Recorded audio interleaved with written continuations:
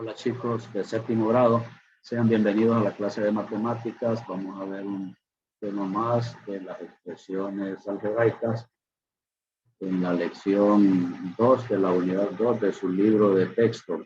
Tenemos ahora el siguiente objetivo y dice expresar las cantidades mediante fórmulas. Entonces, con las expresiones algebraicas podemos nosotros expresar cantidades mediante fórmulas. Tenemos ahí C1, cómo se puede expresar con variables la forma de encontrar el área de un triángulo. Recordarán ustedes que en un triángulo tenemos una base y tenemos una altura y que el área de un triángulo, aprendimos allá en quinto y sexto grado, que la base, el área de un triángulo es multiplicar la base por la altura y dividirlo entre 2. De manera que como aquí A nos representa la base y H nos representa la altura del triángulo, entonces multiplicamos A por H y lo dividimos entre 2. El área del triángulo es base por altura entre 2. Miren, entonces para este caso diríamos ahí que si A centímetros cuadrados es el área del triángulo cuya base mide A centímetros y cuya altura mide H centímetros, entonces como A centímetros cuadrados es el área del triángulo, entonces diríamos que el área para el triángulo, ¿verdad?, es igual a A por H, que es AH sobre 2. Es decir, A por H, AH significa A por H, entonces AH dividido entre 2. Dividido 2. Entonces, AH sobre 2. Esa sería la forma de expresarlo. Es decir, que a la expresión A igual a H sobre 2 se le llama fórmula. A esto acostumbramos a llamarle fórmula. La fórmula en este caso del área para un triángulo, que es base por altura entre 2. A por H entre 2. Donde A representa la base, la medida de la base, y H representa la medida de la altura. Una fórmula, dice, es el resultado del tipo general expresado por medio de símbolos matemáticos. Entonces, de manera general, esto sería el área de un triángulo, ¿va? En otro triángulo, si hubieran letras diferentes o números diferentes, entonces ahí nosotros identificamos cuál es la base, cuál es la altura, multiplicamos esa base por la altura y lo dividimos entre 2 y ya tenemos el área del triángulo. Continuamos y tenemos ahora una lista de ejercicios en las cuales ustedes van a encontrar la forma de escribir el área para esas figuras que tenemos ahí. Miren, el área A dice en metros cuadrados de un rectángulo cuyo largo mide A metros y el ancho B metros, es decir, la base A metros y la altura o el ancho B metros. Entonces recordarán ustedes que el área de un rectángulo es base por altura, ¿va? Base por altura. Entonces ustedes escribirán ahí cómo se escribiría la fórmula para un rectángulo como ese. Y luego tenemos el área A en kilómetros cuadrados de un paralelogramo de base A kilómetros y de altura H kilómetros. Tenemos aquí un paralelogramo cuyos lados miren, con este es paralelo y con este es paralelo. Es decir, que sus dos pares de lados opuestos son paralelos. Entonces aquí hay una altura del paralelogramo. Entonces el área de un paralelogramo es base por altura. Entonces ustedes escribirán ahí cómo se escribe con letras para ese paralelogramo el área de ese paralelogramo. Y luego en la número 3, el área A en centímetros cuadrados de un trapecio cuya base mayor mide A centímetros y la base menor mide B centímetros y la altura H centímetros. Entonces, esto es un trapecio, tiene una base pequeña y una base más grande. Entonces, a esta base más grande se le llama base mayor y a la base pequeña base menor y la altura está dada en ese punto ahí, ¿va? Entonces, la representamos con H. Entonces, el área de un trapecio, lo escribo aquí en palabras, es altura por base mayor más base menor, todo ello dividido entre 2. Entonces, ustedes escribirán la fórmula que para este trapecio, sería la adecuada con esas letras que están ahí.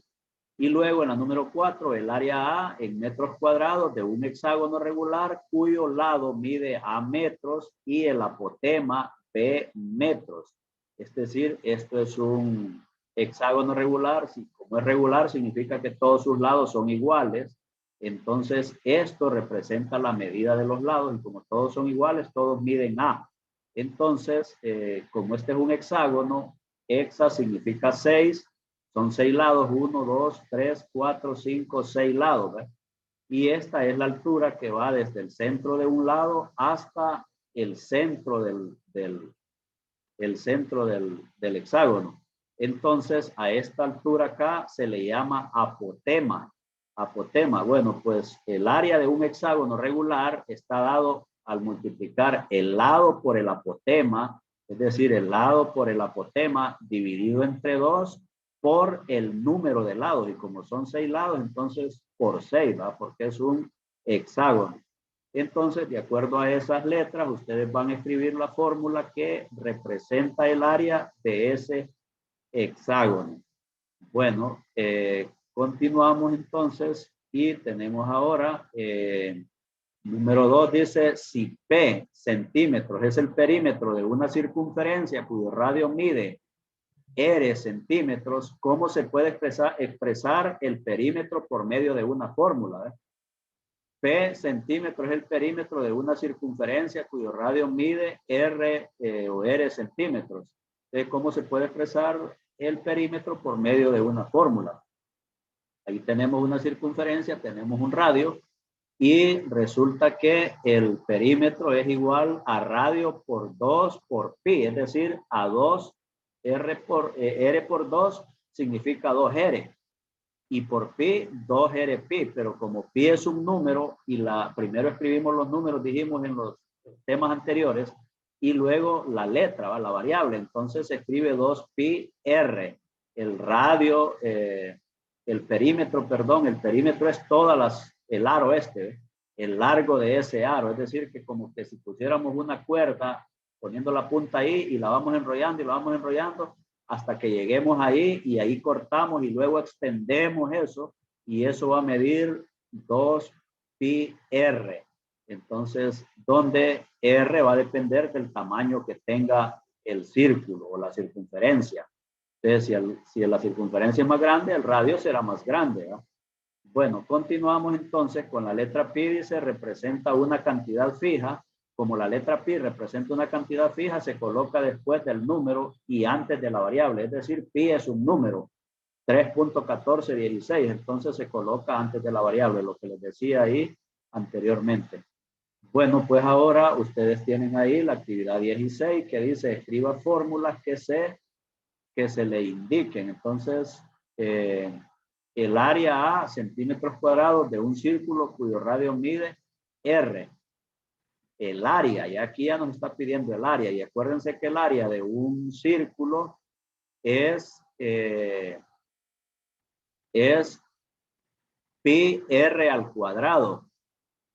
Pi r al cuadrado, entonces es radio por pi. Pi r al cuadrado, entonces ustedes van a escribir la fórmula. Y luego dice el perímetro de un semicírculo de radio a centímetros. El perímetro es todo lo que mide acá, miren, más esto, es decir, la media circunferencia más el diámetro, que son 2 radios, este A más ese otro A, ¿ve? Y el perímetro de la circunferencia, ya lo vimos en el ejemplo anterior, entonces ustedes van a ver que esto es la mitad de una circunferencia más el diámetro. Ustedes escribirán ahí esa fórmula. Y luego dice el volumen en centímetros cúbicos de un prisma cuyo largo de base mide A centímetros, el ancho B centímetros y la altura C centímetros. Entonces el volumen se encuentra multiplicando la base por el ancho por la altura. Entonces ustedes escribirán la fórmula para ese volumen ahí. Ustedes dirán ahí volumen, porque dice volumen B, entonces dirá B igual a lo que ustedes encuentren como fórmula para eso. Y luego en la número 4, el área A en centímetros cuadrados de un rombo cuya diagonal mayor mide A centímetros y la menor mide B centímetros.